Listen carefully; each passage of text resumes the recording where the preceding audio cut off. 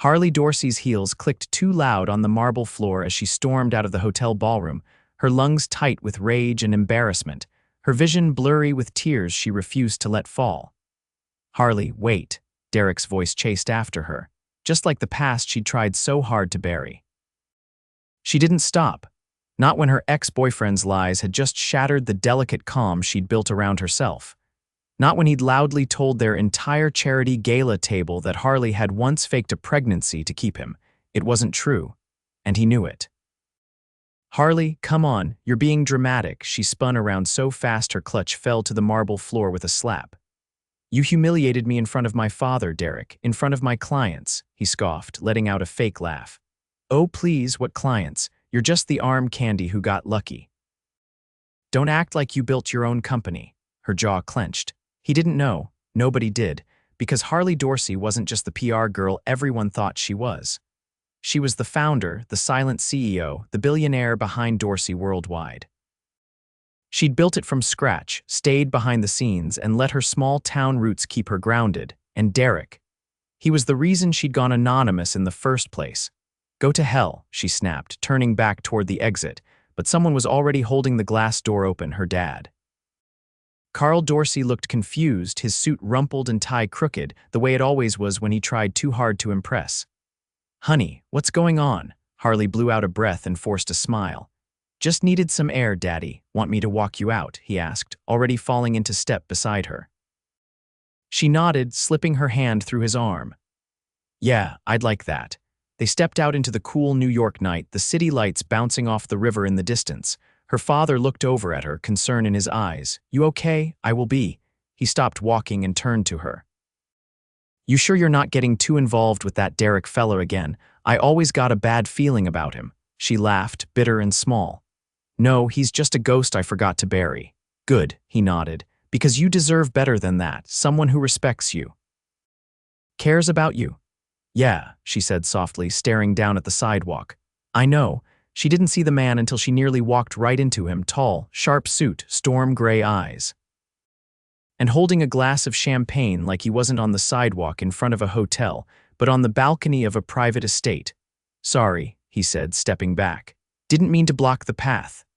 Carl gave a polite nod and Harley blinked up at the stranger, something about him making her pulse stutter. "You were at the gala," she said, realizing she'd seen him across the room earlier, watching the chaos unfold at her table. He nodded. "Yeah, left early. Seemed like the drama was taking over the music." "Tell me about it," she muttered. He tilted his head, watching her a little too closely. "You okay?" Harley offered a practiced smile. "Just tired of men who think they can rewrite my story." "That's so." He sipped his champagne. "Maybe you need to write a new one, with a better co-star." She raised an eyebrow. "Are you offering?" He smiled, small, crooked, and way too confident. "Name's Fletcher West. Harley Dorsey." Carl stepped forward, extending a hand. Her father, Carl, Fletcher shook it. "Pleasure." "I should get her home," Carl said, glancing at his daughter like he could still read the storm behind her eyes. "Yeah," Harley nodded. "Thanks, Daddy." Carl kissed her cheek and headed toward the parking lot. Fletcher didn't move, neither did she. "Sorry you had to hear all that," she said finally. "The guy back there, he's my ex, I figured. He's got the energy of someone who peaked in high school." She laughed, surprised by how easy it felt. "He did." Fletcher leaned against the hotel's stone column. "You want to get out of here? I know a place that serves steak until midnight. No drama, no exes." She blinked. "Are you serious?" "Dead." She hesitated. A week ago, she would have said no. But tonight, after all that, after being reminded of who she used to be, she didn't want to go home and cry into her expensive throw pillows. She wanted to feel alive again. "All right," she said. "But I'm not eating anywhere with plastic menus." He grinned. "Trust me, you'll like it." He led her to a waiting car, not a taxi, but a sleek black Bentley with tinted windows and a driver in a suit. Harley's brow lifted. "Nice ride." He opened the door for her. "There's more where that came from." She slid in, heart pounding. It wasn't just the car, it was the mystery. The charm. The way Fletcher looked at her like he saw more than just a woman in a ruined dress. He saw someone worth chasing. They drove through the city lights, and when the car pulled up outside a quiet rooftop restaurant in Tribeca, Harley's breath caught. The hostess greeted Fletcher by name. They were led to a private rooftop table with twinkling lights, candles, and a view of the skyline that looked like something out of a movie. "This is." She started, but couldn't find the words. "Better than the ballroom?" he asked. She nodded. "By 1,000 miles, dinner was slow, easy." Fletcher asked questions that weren't invasive but made her want to open up anyway. She told him about her small-town roots, her love of branding, her stubbornness. He listened, really listened, like he didn't care about what she wore or who she used to date, just who she was now. He told her about traveling, building his own company from the ground up, and how he hated small talk but made exceptions for women with fire in their eyes. She laughed so much she forgot about Derek, forgot about the gala. Forgot about everything except the way Fletcher looked at her like she was the most interesting thing he'd seen in years. After dessert, he walked her back to the car, hand brushing hers. "I don't know what tonight was," she said as they stood outside the Bentley, "but I'm glad it happened. Me too. Thank you for saving my night." He stepped closer, voice low. "I didn't save it. You did." Then he kissed her, soft, slow, and with zero hesitation. And for the first time in a long time, Harley felt something deep in her chest crack open. She was falling. Fast, and she didn't even know yet that he was a billionaire too. The next morning, sunlight crept through Harley's oversized bedroom windows, casting long streaks across the white linen sheets tangled around her legs. She lay still, her mind replaying every second from the night before. The rooftop, the skyline, his mouth on hers. She pressed her fingers to her lips. Fletcher West. He hadn't asked for her number. He hadn't needed to. She knew he'd find her again. Downstairs, the smell of espresso drifted up through the townhouse. Her father was already awake. She padded into the kitchen, her silk robe cinched tight, and found him hunched over the paper, sipping coffee from the chipped mug he insisted on using no matter how many times she tried to replace it. "Morning, sweetheart," he said without looking up. "Morning." She poured herself a cup and sat across from him. "You sleep okay, like a rock?" She nodded, though she hadn't slept much at all. "Better than expected." He folded the paper and leaned back. "You going into the office later?" "I've got a meeting off-site first." She didn't elaborate. She never did. Carl nodded. "You know, you don't have to carry everything alone. You could let someone in, Harley." She stirred her coffee. "I'm not sure anyone would understand it." "Then find someone who will." Later that afternoon, Harley slipped into a navy wrap dress and low heels understated but sharp. She tied her hair into a sleek knot, applied a thin line of eyeliner, and left the townhouse with a sense of purpose she hadn't felt in weeks. The car waiting outside wasn't hers. It was a black Maybach, engine humming quietly, a driver holding the door open with a nod. "Miss Dorsey," he said. She hesitated only a second before sliding in. Inside, a small card rested on the leather seat. The address was familiar: an art gallery uptown, tucked between designer storefronts, and a quiet cafe she used to frequent before her life turned into boardrooms and quarterly reports. When she arrived, the gallery was empty except for a woman in a linen jumpsuit arranging flowers on a pedestal near the entrance. "Miss Dorsey?" she asked, setting down the vase. "Mr. West is waiting for you upstairs." Without further explanation, she gestured to a narrow staircase behind a velvet curtain. Harley climbed the steps, her heart ticking faster with every step. At the top, Fletcher stood beside a massive window that overlooked Central Park. The entire second floor had been cleared, save for a single canvas leaning against the far wall. Light poured in, landing on the floor like gold. "You came," he said, the corner of his mouth twitching. "I didn't have much of a choice." "You sent a car." "I didn't think you'd come if I asked." She walked toward the window, her arms crossed. "So you lured me with mystery and a chauffeur." "It worked." She looked at him then, really looked. He wore a charcoal dress shirt, sleeves rolled to the elbows, tailored pants that hinted at a life spent in private jets and exclusive clubs, but there was a rawness in the way he stood, like he wasn't used to waiting on anyone. "What is this place?" "My sister's gallery." "She's in Greece for the month. I borrowed it." Harley glanced at the canvas. It was blank. "I'm not here to paint," he added, catching her look. "Unless you are," she arched a brow. "Do I look like I finger paint for therapy?" He laughed, and it was deeper than the night before. "No." You look like someone who doesn't give people second chances often. I don't. He moved closer, but not too close. Then let me earn one, she tilted her head. Why? Because I haven't stopped thinking about you since last night, and I think you haven't either. She didn't answer. Instead, she walked to the canvas and touched the edge of the frame. I Googled you, she said. He didn't flinch. And? Tech investments, international development, West Group Holdings. I didn't see a number, but I'm guessing somewhere north of 10 billion. He shrugged like it didn't matter. Money's not the interesting part. No, she said, turning to face him. But it's the part people usually lead with. I don't need to lead with anything, he said simply. She studied him. There was no arrogance in it, just truth, the kind that couldn't be faked.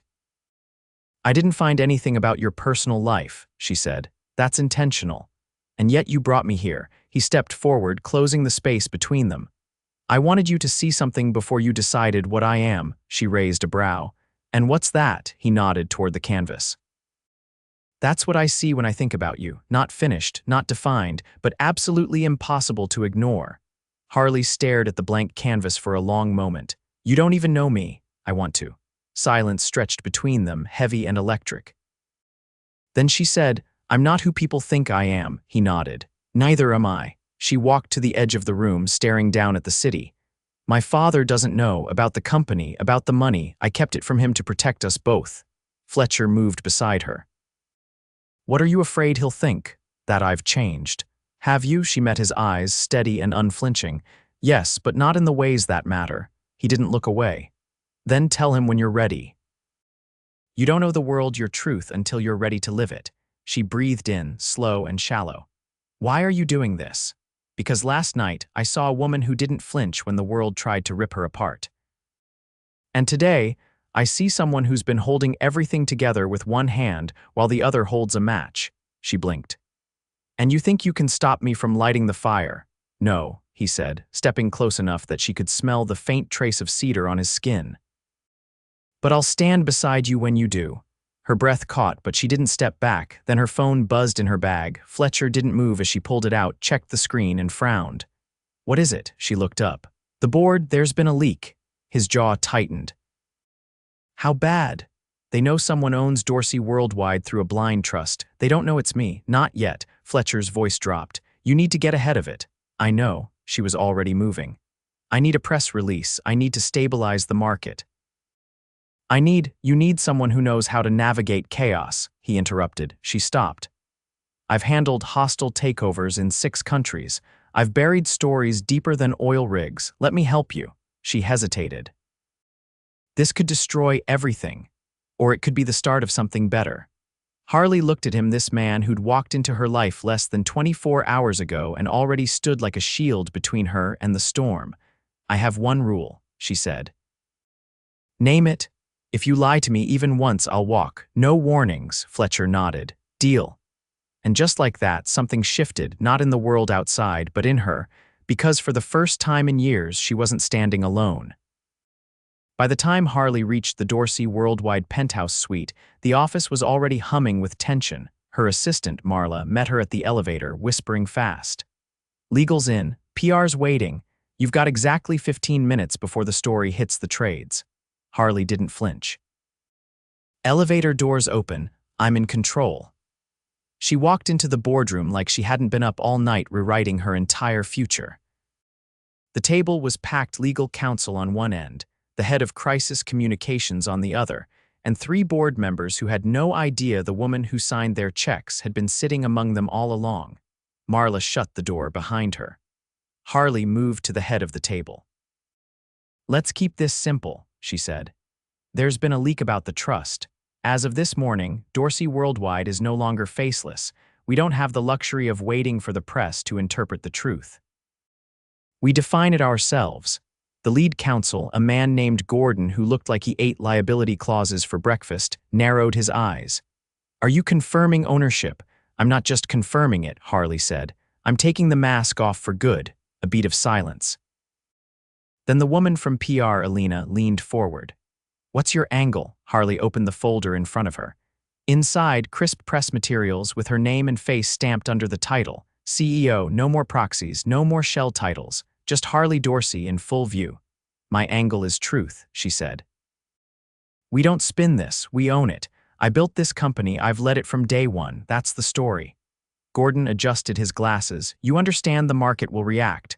They always do, she said. Elena nodded slowly. We'll draft a statement. Immediate release, then a follow-up interview. Already booked it, Harley said.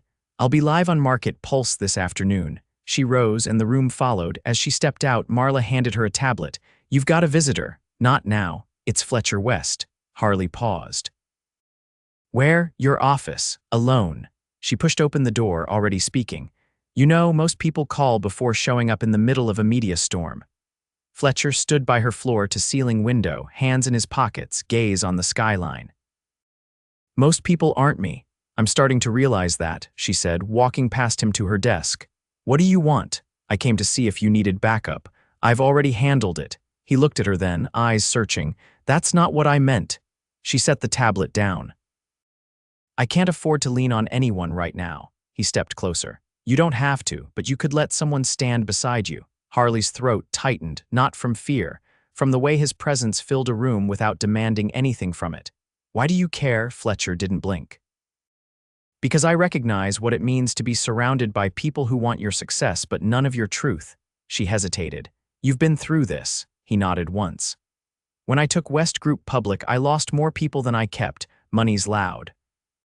But loneliness is quieter. She leaned against the edge of her desk. What did you do? I gave them a reason to see me before they saw the wealth. The ones who stayed mattered. The ones who didn't never did. Harley exhaled slowly. I don't know who's real anymore. I am, he said, voice low.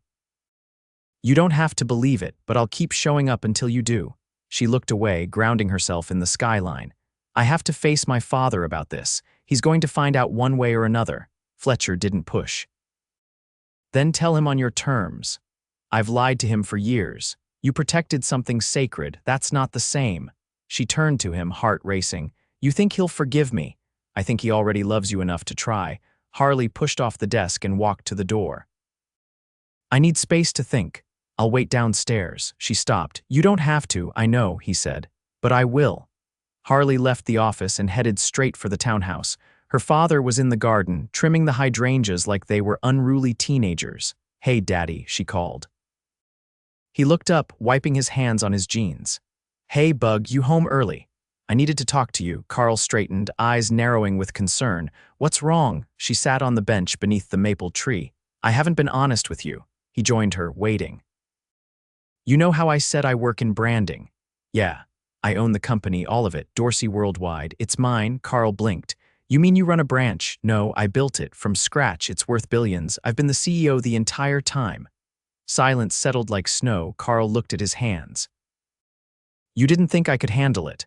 I didn't want it to change us. He was quiet for a long time. Then, you think being proud of you would change us. Tears stung the backs of her eyes. I didn't want to lose the only part of my life that felt real. Carl reached out, taking her hand. You could be the Queen of England, Harley. You'd still be my girl. You always have been. She let out a shaky laugh. You're not mad. He shook his head. I'm just sorry you thought you had to carry it alone.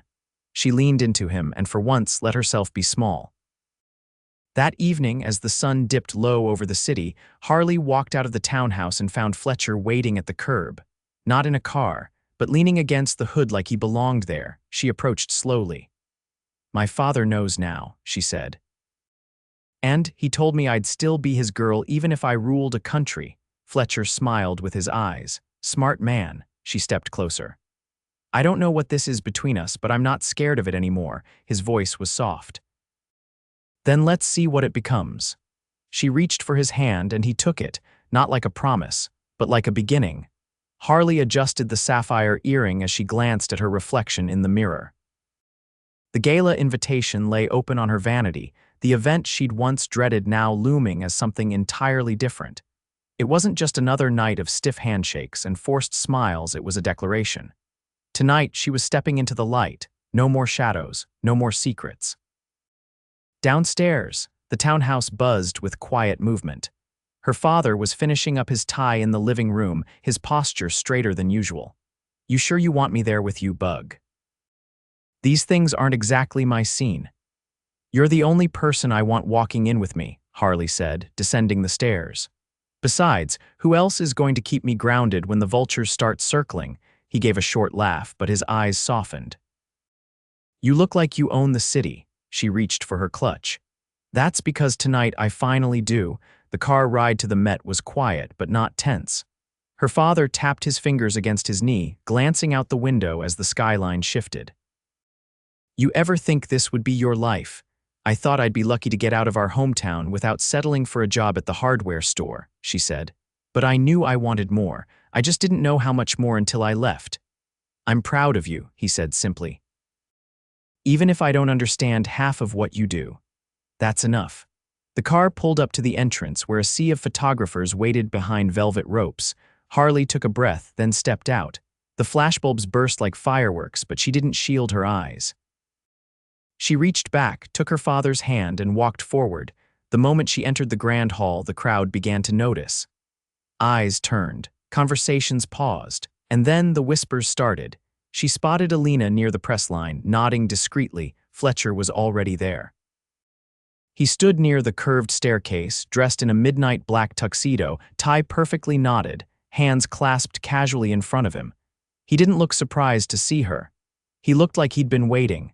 Mr. West, her father greeted first, offering a firm handshake.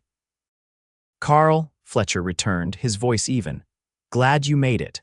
Harley stepped between them, her tone light. Have you two been rehearsing how to act civilized around each other? Just making sure the man standing beside you knows what he's doing, Carl said, giving Fletcher a pointed look. Fletcher didn't flinch. I do, she turned to her father. Why don't you grab a drink? I'll find you before the dinner starts. He nodded and disappeared into the crowd, leaving Harley with Fletcher beneath the vaulted ceiling, the soft echo of strings playing somewhere nearby. You look like power wrapped in velvet, he said, eyes scanning her dress.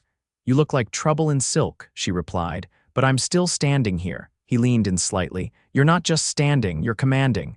I wasn't sure I'd feel ready. She traced the edge of her clutch. But I think I'm done hiding, even if it means the whispers never stop.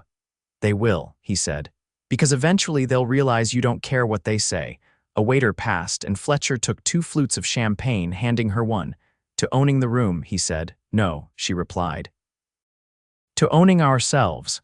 They clinked glasses. Later in the evening, as guests took their seats and speeches began, Harley stepped onto the stage. The room quieted instantly. I know many of you are wondering why the founder of Dorsey Worldwide has never spoken publicly before, she began, voice steady. The truth is, being anonymous was never about shame. It was about building something real before the noise drowned it out, but I'm not anonymous anymore. I'm Harley Dorsey, and I built this company not despite where I came from, but because of it. Applause broke out across the room. She stepped down, heart racing not from nerves, but from adrenaline. Fletcher met her halfway. You just made every person in this room want to be you, he said. I don't need them to want to be me, she replied. I just need them to see that I'm not going anywhere. As the night wore on, the two of them drifted toward the outdoor terrace. The city lights glittered like stars, and the hum of laughter and music faded behind them. Can I ask you something? Harley said, resting her hands on the stone railing. Anything. If I hadn't been who I am, if I'd just been the girl storming out of that ballroom that night, would you still have followed me? He didn't hesitate. Yes. Because that girl had fire in her eyes and refused to break. Money didn't impress me, but your strength did. She turned to him, the wind catching a loose strand of her hair. I don't need a partner to carry me, but I think I want someone who'll walk with me. He stepped closer. Then let's walk. Where? Anywhere you want. She leaned into him as his hand found the small of her back. I'm not easy, she warned. I overthink, I push people away, I fight when I don't need to. I've fought bigger wars, he murmured. And I've never wanted peace this badly. She kissed him, then slow, deep, and without apology. Applause rose behind them. The dinner had ended. Someone had spotted them on the terrace, silhouetted by the city. Looks like we've got an audience, she said, pulling back. Let them watch, he replied. You were always meant to be seen. As they returned to the hall, her father approached, holding a small velvet box. It's not much, he said, pressing it into her hand.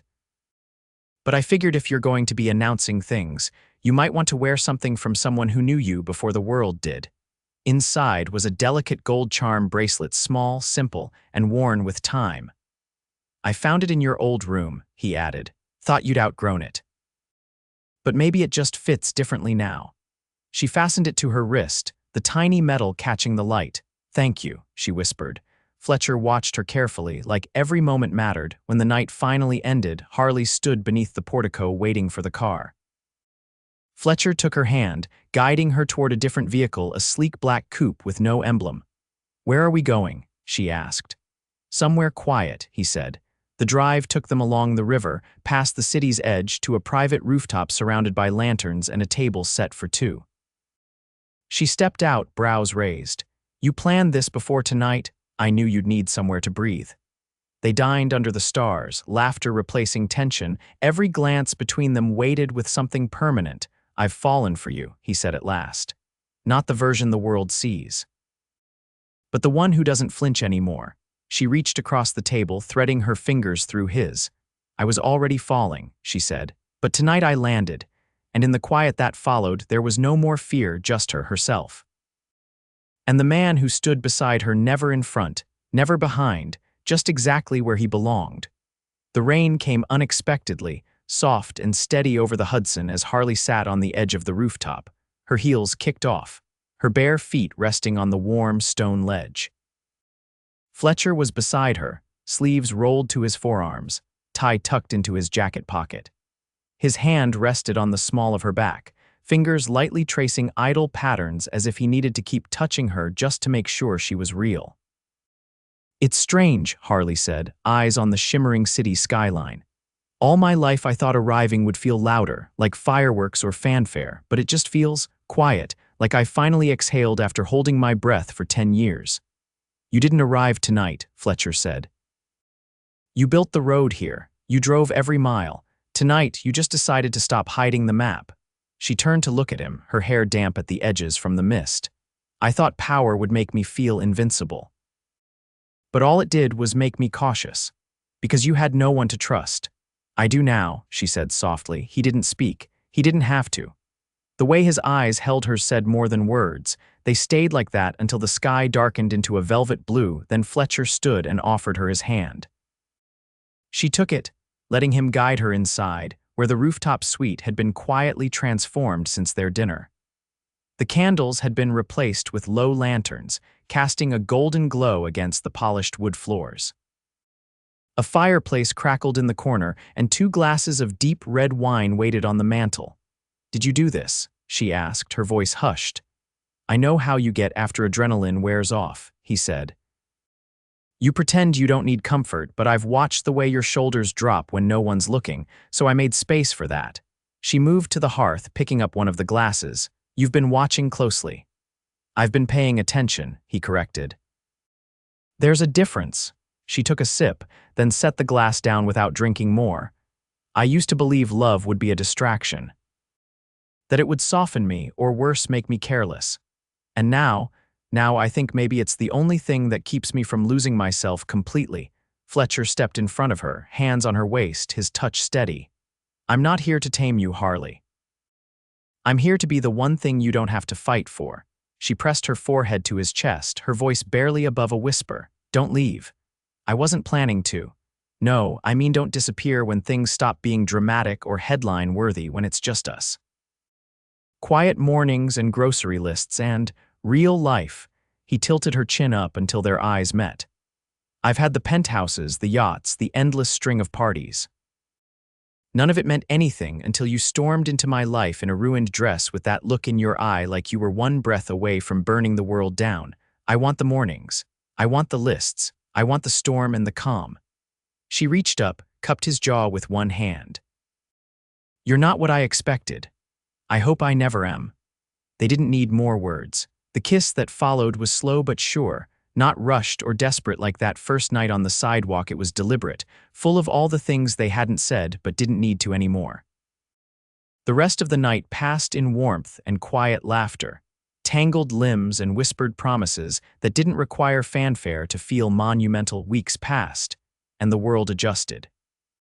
The press cycle moved on, the market stabilized, and Harley began appearing publicly in her executive role not as a revelation but as a fact. She didn't hide anymore. She didn't need to. Dorsey Worldwide moved into a new era with her at the helm, visible, respected, and finally, completely in control. She restructured the board, added new leadership, and started a mentorship program for young female entrepreneurs. Her days were full, but her nights belonged to Fletcher. They made time for the unglamorous hours, the shared coffee making in the morning, the grocery runs, the evenings where they didn't speak much, just existed in the same space, content. Her father came around often, always bringing something homemade chili, stories from back home, unsolicited advice about home security systems. One afternoon, Harley returned from a meeting to find Fletcher on the townhouse steps, a small black box in his hand. She paused, confused. "You're early. I wanted to ask you something while the city was still quiet." She raised an eyebrow. "You don't usually get nervous." "That's because I've never had something to lose before." He opened the box. Inside wasn't a ring, not yet, but a delicate platinum key set with a single blue diamond. "I bought the place down the block. It has a rooftop view, space for a dog, and more room than I know what to do with. But I don't want to live there unless you're there too." She stared at the key, then at him. "You're not asking me to marry you, not today," he said. "Today I'm asking you to move in with me. Because I don't want to spend another morning waking up somewhere that doesn't have you in it." She took the key, her smile slow and sure. "Then I guess you better start reorganizing your closet." He laughed, pulling her into his arms. "You're sure?" "I've never been more sure of anything." They moved in together that weekend. Her father helped carry boxes, muttering about how Fletcher had better not let her lift a finger. Fletcher, in turn, built her a home office before she'd even asked for one. They adopted a retired greyhound from a rescue and named him Pilot. On her 32nd birthday, Fletcher woke her up with breakfast in bed and a single line. "Let's fly somewhere." She blinked sleepily. "Where?" "Anywhere." They ended up in Capri, where he finally did pull out a ring on a cliffside terrace at dusk. No crowd, no photographers, just the ocean and the wind and the way he looked at her like she was the first and last thing he'd ever believe in. She said yes, before he could even get to the part about forever. They married the following spring in a private ceremony at a vineyard in Tuscany. Her father walked her down the aisle. Fletcher's sister, who Harley had only met once before, cried through the entire thing and gave the toast that made everyone laugh and cry in equal measure. There were no headlines, no exclusive coverage, just two people who had lived every version of themselves and finally found their way home. They returned to the city after the honeymoon, to the townhouse they now shared, to their dog who had chewed through half a designer pillow in protest of being left behind. Harley hung her old charm bracelet above her desk, framed in glass, a reminder of where she'd come from and everything she'd built. And when the world pressed in, as it always did, she didn't flinch. Because she had power, she had peace, and she had him. Always.